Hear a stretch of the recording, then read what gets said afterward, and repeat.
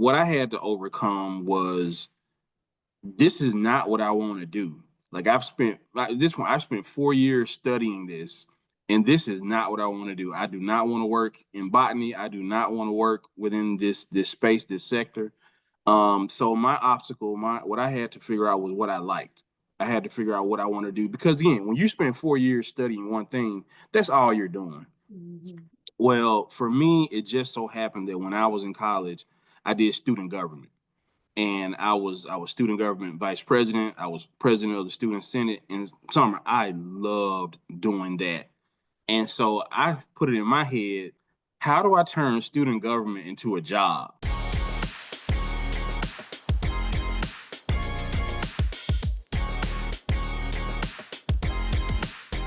Hey everybody, welcome back. I am Summer Owens and this is So a Success Stories. And I am so excited to be talking to someone I've been chasing, trying to catch him to talk to him for a while. Look, since he was with Literacy Mid-South. And now this is Sam O'Bryant, and he is the president and CEO of Bridges USA. And he is an incredible person that I've heard so much about, and I'm excited to talk to Sam and really get his story. So Sam, tell us a little bit about yourself. Man, wow. Well, Summer, first of all, thank you for the invite. You said you were chasing me. You make it sound like I was running fast, like you couldn't keep up. Okay, I'm here. You got me. Little bit about me. So let's get it out there. I am not from Memphis. I know that we have this thing here where people ask what high school you went to, and I remember the first time somebody asked me that, and I'm like, I named the high school from my hometown. I'm from Greenwood, Mississippi, and folks was like, where is that? I never heard of that because I didn't get it. I'm thinking it was just I don't know, just a conversation piece, but now, originally, I'm from Greenwood, Mississippi, and I've been here in the Memphis area since 2012. I moved here October of 2012, and the whole time I've been here, I've been working in the nonprofit sector. I started with an organization that you may know of called School Seed Foundation, under the leadership of Vincent McCaskill. And I was at School Seed for about 9 years, and I learned so much about the nonprofit sector, the public education space, and how both of those sectors work in concert with community. And I count Vince as just an outstanding mentor in that whole process. He won't say it, but he put up with me for 9 years, and but he taught me so much in the process. Following that, to your point, I was at Literacy Mid South for about 3.5 years, where I served as the CEO, and so pulling from the experience that I had with School Seed of what it looks like to work in concert with the school district, we did some really good programming there for that 3.5 years, especially following the pandemic, because scores across the board plummeted because children were out of school. So we did a good bit to help out with getting scores back up to pre-pandemic levels when I was at Literacy Mid South. And as you say, I am now the president and CEO of Bridges. We are a youth leadership development organization located in the uptown area of Memphis. We're like right across the street from St. Jude. And the work that we do here is really centered in inclusiveness, is centered in equitable spaces, and how do we use inclusiveness and equity to motivate young people to amplify their voices so that they can be heard on par with that of their adult counterparts. So, really good work over here. Again, the through line is working with young people throughout my career. But, happy to do this work. But again, happy to be here and share a little bit about me and see where we go from there. That's awesome. Okay. Well, look, you said a lot of things. I'm like, oh, I need to talk to him about this. I've been making some little notes. So that's exciting. And my passion is for young people too. And so I'm excited and honored to be here and talking to you because a lot of people have talked about you and your work. And I have to echo what you said about Vince. And I've actually interviewed him too. So we'll link that in your Okay. interview. So in this program, Sam, I have what I call the SOA Success System. And it's my belief that anyone, absolutely anyone, can be successful if they learn how to overcome obstacles, eliminate excuses, and calculate choices. They can have what I call success, and that's success no matter what happens in life. And so, Sam, let's get into your story. Can you talk about some of the obstacles that you've had to overcome to get to where you are today? Yeah, so I would say that you know I don't want to count it as a biggest obstacle, right? But and I went to college, Alcorn State University, right?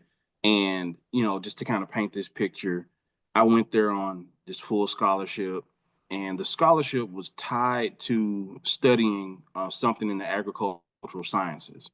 So I went to Alcorn. I tell people this story all the time. I went to Alcorn, had this scholarship, great, awesome scholarship. And I majored in plant and soil science. And I had this idea in my head that I was going to be a research botanist, right? And I don't want to label it as like this hard thing to get over, but sometimes, when young people go to college, the academic advisement is not on par with their purpose and their passion. I was going like they gave me a scholarship to do this, to study this, so I'm going to study this because college is free. And what I had to overcome was this is not what I want to do. Like I spent 4 years studying this, and this is not what I want to do. I do not want to work in botany. I do not want to work within this space, this sector. So my obstacle, what I had to figure out was what I liked. I had to figure out what I want to do because again, when you spend 4 years studying one thing, that's all you're doing. Mm-hmm.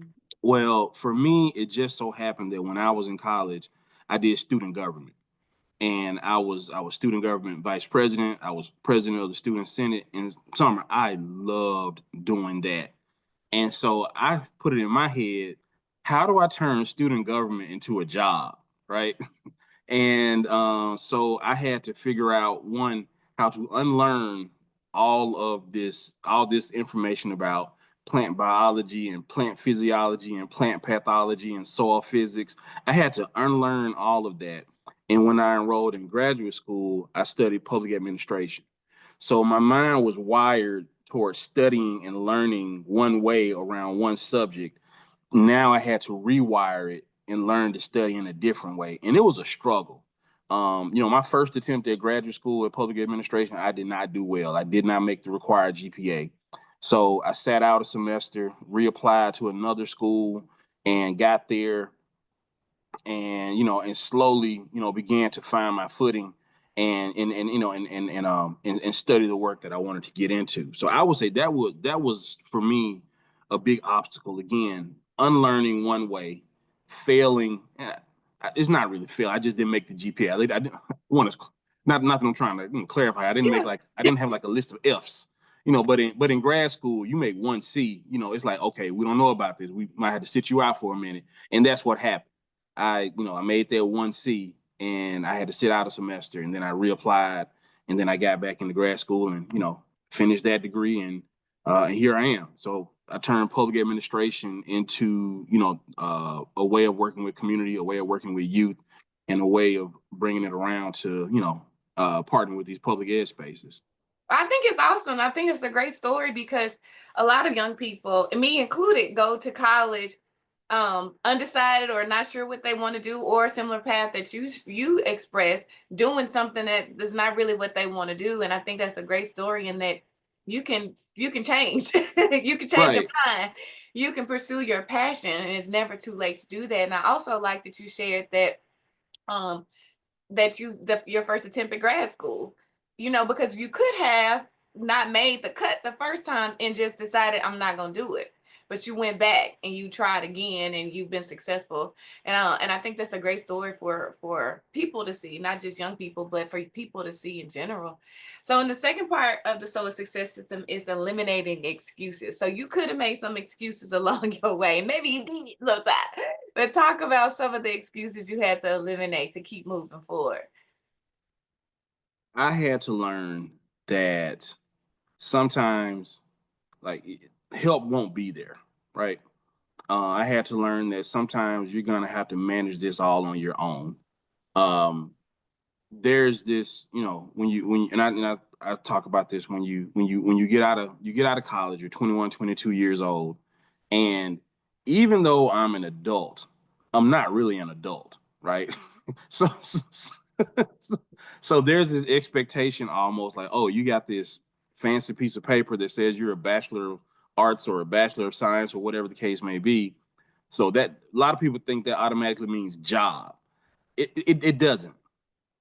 So for me, I had to learn that one, just because I had this degree, it doesn't mean that it automatically yields, the job or the earning or whatever you have to, whatever you're looking for.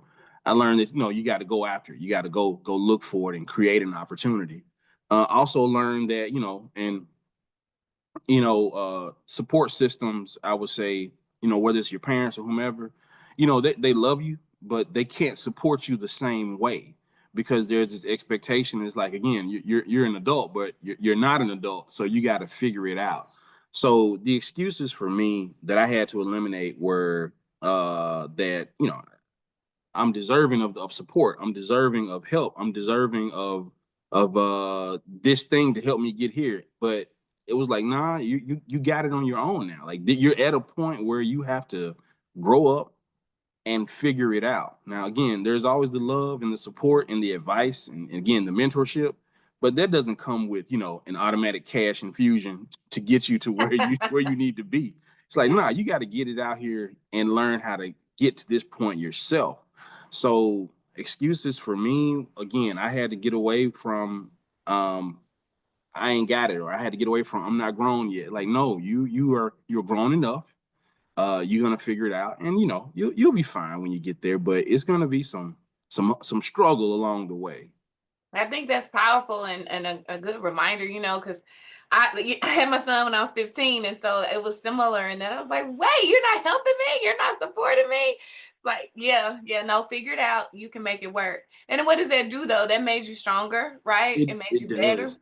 Yeah, and I would even say that that's somewhat carried over into like my wife and I when we first right after we got married. To tell the story I always tell is we got married July 24th, 2004.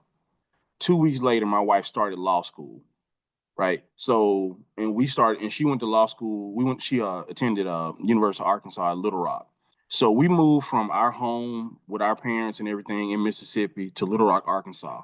We had no family. We had no friends. We didn't know anybody. The reason we moved was like, hey, babe, you got a full ride. So let's go take advantage of this.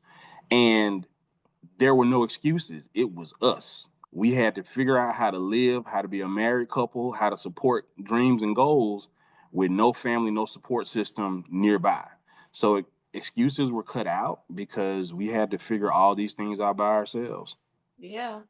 So okay, the third part of the a success system is calculated choices. And so you alluded to some choices already, or you shared some of the choices that you made along the way. But talk about some of the other calculated choices you made on your journey. Yeah, so I would say that like leaving School Seed Foundation to go look for another opportunity was calculated, and because I was thinking about where I am in my career right now, right? And I spoke to some students a couple of weeks back, and I kind of laid out these decisions that I made like in different phases of my life, right? So I told them, I said, when I was in my 20s, that was all about learning. Like, you get in these spaces and with older adults and you're working, you're learning, you're picking up cues about, what to do, what not to do.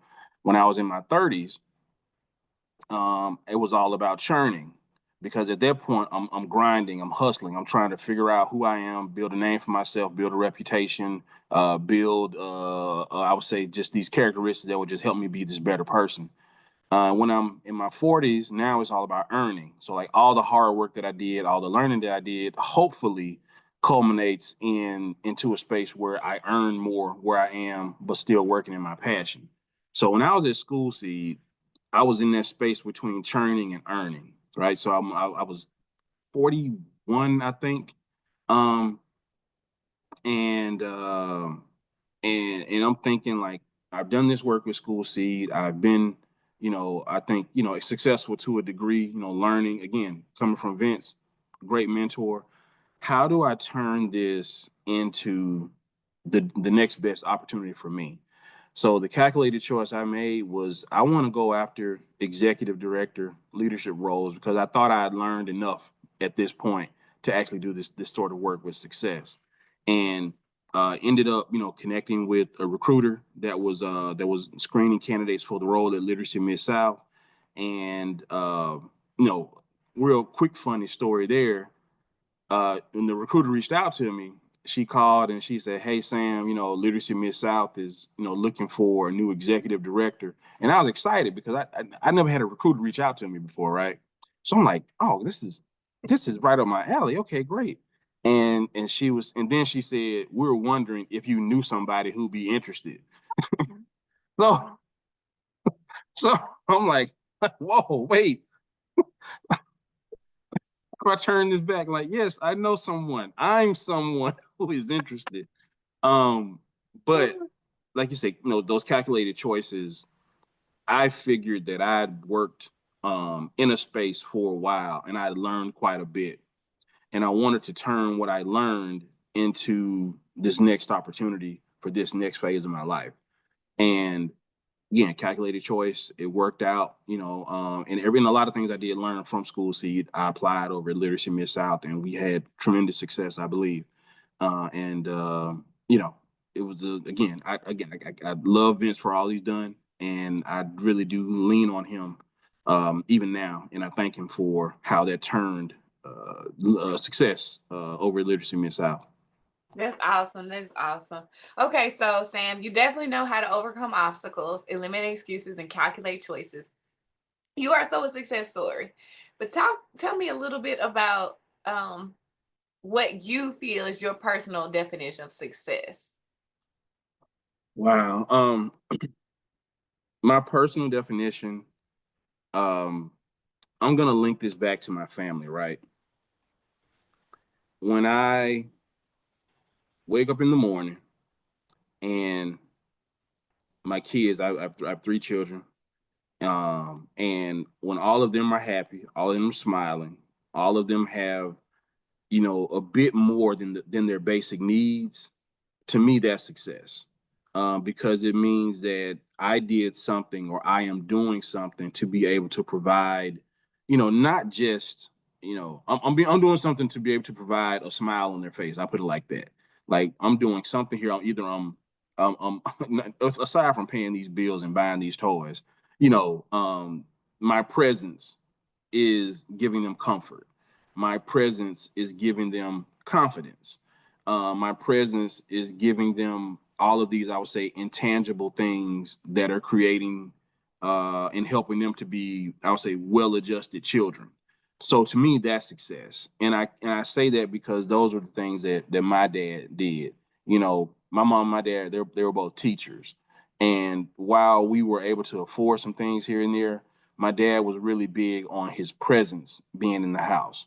And so what that meant was when he got home, work stayed at work.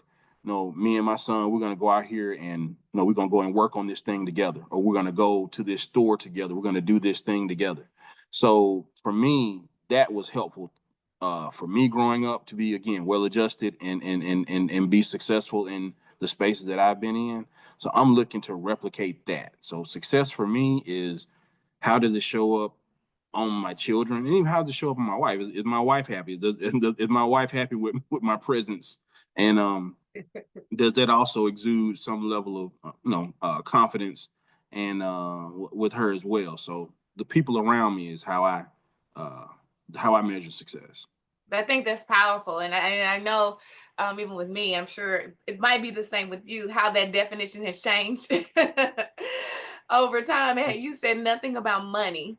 You said nothing about money, but your ability to make your family happy. I think that's amazing. One last question for you. Yeah, go ahead. What's one piece of advice you would give to someone watching this who wants to be successful, but they have challenges, small or large, but they have some obstacles? What's just one piece of advice you would give? One piece of advice I would give is find a sponsor, right? So Tasha Downey is a good friend of mine, and we've talked about this a couple of times. Um, I think that everyone has mentors, right? We have people that will give us the best advice. They will, pick us up when we're down, but very few of us have sponsors. And if I'm going to give a quick example, a mentor can tell you where a job is, right? A sponsor will give you a job. And if a few more of us had sponsors, we would get, I think, a lot closer to the things that we're trying to get to. For me, my sponsor, there was this gentleman by the name of John Jones. He was at Alcorn. He was recruiting when I was graduating. And again, at this time, remember I said I'm almost 4.5 years into studying something that I don't like. And the fact that I didn't like it came out in some of my grades. Like, so for the record, I was horrible at chemistry and organic chemistry. I mean, like straight up bad. It was not good at all. And John Jones came down to Alcorn. He was recruiting students, and I was telling them everything. I was telling all my good attributes, right? I was showing them like my good grades, like, oh, I got this grade in, this biology course, and I did this in my genetics course, and I'm on student government, this, that, and the other. And he liked that. And then he looked at my transcript and he just said, doesn't look like chemistry is your thing, is it, Sam? And I was like, no, sir, it is not.